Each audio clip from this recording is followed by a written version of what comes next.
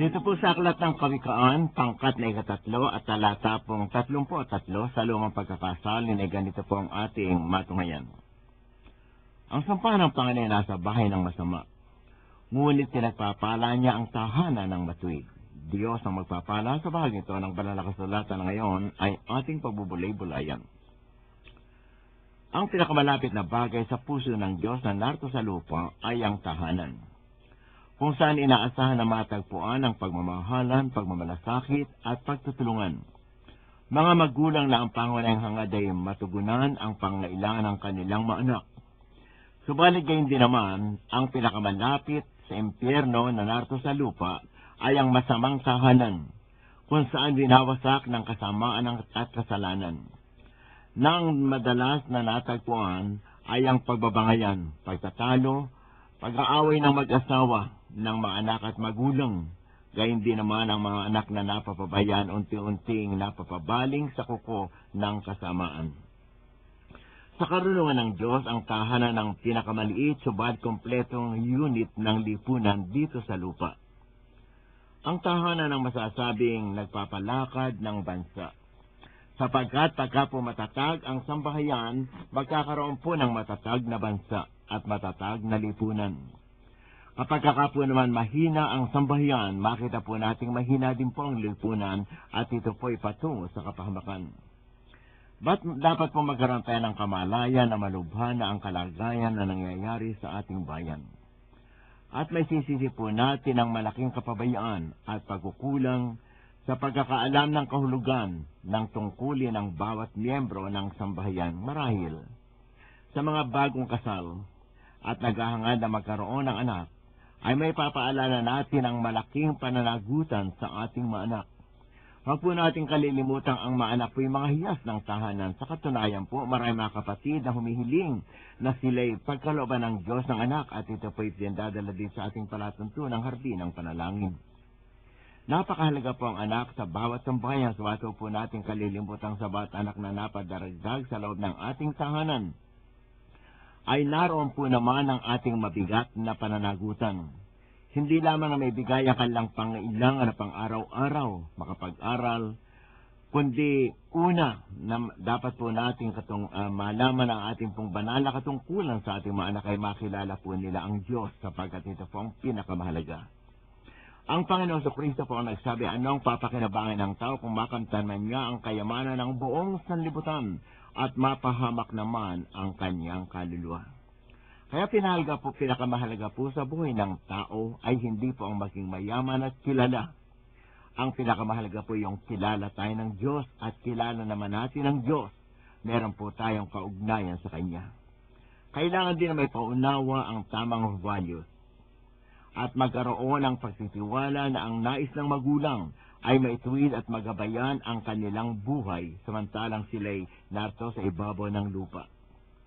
Subalit ang ganito ay magagawa lamang kung tayong mga magulang ay may tunay na kaugnayan sa Diyos at inaayos din naman ang ating pamumuhay.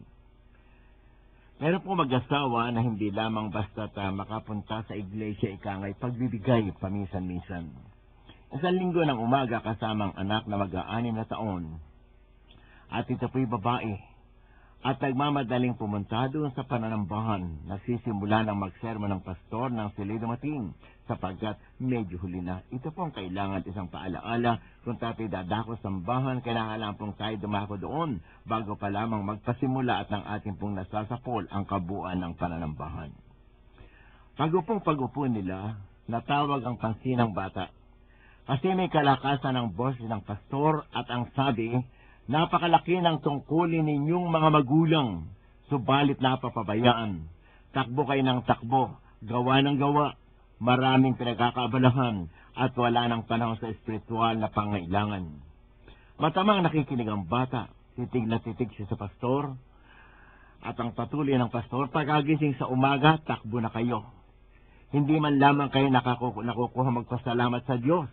At sa pagdating naman sa gabi, bagsak na lamang sa kama, tulog na pagkat patana ang katawan. Kinalabit ng bata ang katabing ina at bumulong. Kayo ni tatay ang kinakausap ng pastor. Bakit alam niya ang ginagawa ninyo? Nagkatingin na ng mag-asawa sa simpleng tanong na iyon ng anak. Nabagamat hindi sila sumagot, ito'y nakaantig sa kanilang puso. Nagkakaroon sila ng pagsiyasat sa kanilang sarili. Tama ang sinasabi ng pastor na papabayaan ang pinakamahalaga. Ang tahanan ang kadalasang nakabukas na dako upang masaksihan ang masamang ugali, ang silakbo at init ng ulo, ang kadamutan, ang masamang ugali na natatakba ng ating pagbabalat kayo sa labas. Subalit nakalanta dito sa mata ng ating mga anak ang pagsisinungaling at walang katapatan, ang pagsasalita ng laban sa iba, na kung nakaharap ay ating pinapapakitaan ng kabaitan, pagkukunwari. Gaano karami ang ganito ang nasasaksihan sa loob ng kanilang tahanan ng kanilang mga anak. Ang masisisi ba natin ay ang mga bata, kapag sila nagsilaki na at nagsinungaling, walang kasintabi kung mangusap, samantalang ito ang kanilang kinalakihan, ito ang nakitang pamamaraan ng ating buhay sa loob ng ating tahanan. Kinakailangan pong maging maingat ang mga magulang, hindi po lamang sa lipunang ating ginagalawan o sa loob ng iglesia. Higit pong kinakailangan tayo po maging maingat sa loob ng ating tahanan sapagat ang ating mga anak ang nakamasid sa atin. Kailangan pong pagsiyasat ng magulang kung paano minamahal ang sariling tahanan, kung paano po pinangangalagaan sa pamamagitan ng pagbibigay ng panahon sa pananalangin upang may kubli ang sambahayan sa hibo ng kasamaan. Ang ating pong pinakamabuting pananggalang, hindi po ang mga rehas na bakal na naroon sa ating mga dulungawan o sa pintuan ng ating bakuran. Ang pinakamatibay na rehas po na maaari nating magamit na pananggalang sa kasamaan ay ang sambahayang pare-parehong nananalangin. May panahon sa pagbabasa ng banal na kasulatan at nag-uukol ng mahabang panahon para sa kanilang pangailangang espiritual. Mahalaga po ang pagbibigay ng panahon sa bawat anak. Nakita nila na lagi tayong mayroong panahon na nakikinig at umuunawa sa kanila. Kadalasan po ang kalagayan ng mga magulang ay napakataas na hindi maabot ng kanilang mga anak. Kaya nga po pag may problema ang kanilang mga anak, kanila po nagkukumfide doon sa kanilang kaibigan. Bakit po? Sapagat napakalayo tayong mga magulang sa kanila. At sabihin natin, magkakasama kami natutulog, magkakatabi kami at magkakasama kami kumakain. Maaari pong magkakasama tayo sa isang bubong, ngunit napakalayo ang agwat ng ating kalooban sapagat wala tayong panahon para sa ating mga anak. Ay sa pong malaking pagkukulang nating mga magulang, ayon tayo po magulang ng ating mga anak dapat hindi tayo mga kaibigan, malayo ang kalooban ng ating mga anak. Bakit po? Sapagat tayo ang lumalayo. Mga ama, magsiyasat tayo ng ating sarili. Tingnan natin ang ating kalagayan. Kailan natin huling kinausap ang ating anak? Sabihin natin kanina lamang kinausap ko. Ang ibig ko sabihin, kailan kayo nagkausap ng puso sa puso? Yung naipadama ng inyong anak ang kanilang tunay na kailangan at kahalagahan. Yung naikukumpide nila sa inyo ang kanilang mga suliranin.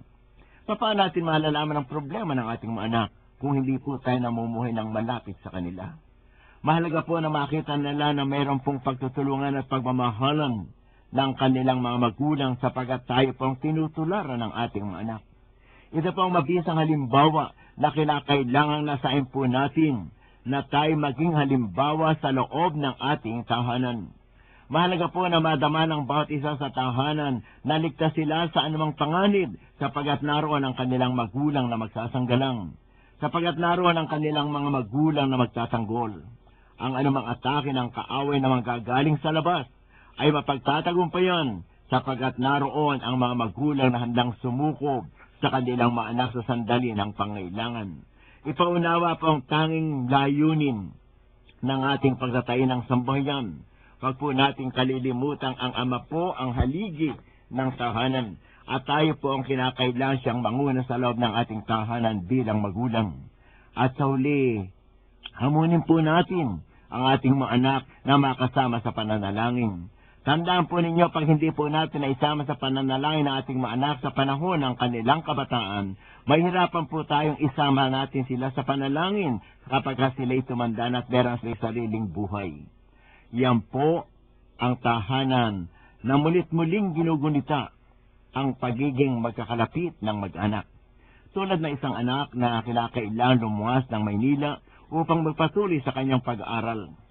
Sa susulat ang kanyang mga magulang, tinahiwatigan na ang labis na pag-aalaala at takot ng kanyang mga magulang. Kaya nang siya sumulat, ganito ang isang bahagi ng kanyang sulat. Alisin ninyo ang inyong pag-aalaala sa inyong puso. Ang Diyos ay matagal na naging bahagi ng ating sambahayan upang mawala siya sa akin ngayon. Lagi kong baon ang inyong paalaala at ang higit na nagpapanatag ng aking kalooban ay ang kaalamang lagi kayong nananalangin para sa akin. Napakaganda. At nagbibigay ng kapanatagan sa isang magulang na naroon ang kanilang anak na merong pagkatakot sa Diyos, na nagpapahayag na sila'y mananampalataya. Magsiyasa tayo. Siyasatin po natin ang ating puso. Gaano tayo kalapit sa Diyos? Gaano tayo kalapit sa ating sambahayan? Huwag po natin kalilimutan ang sambahayan po, ang siyang pinakamalapit sa puso ng Diyos. Sikapin po natin ito maging matatag at madama po natin na nasa Diyos ang ating tanging buhay at pag-asa.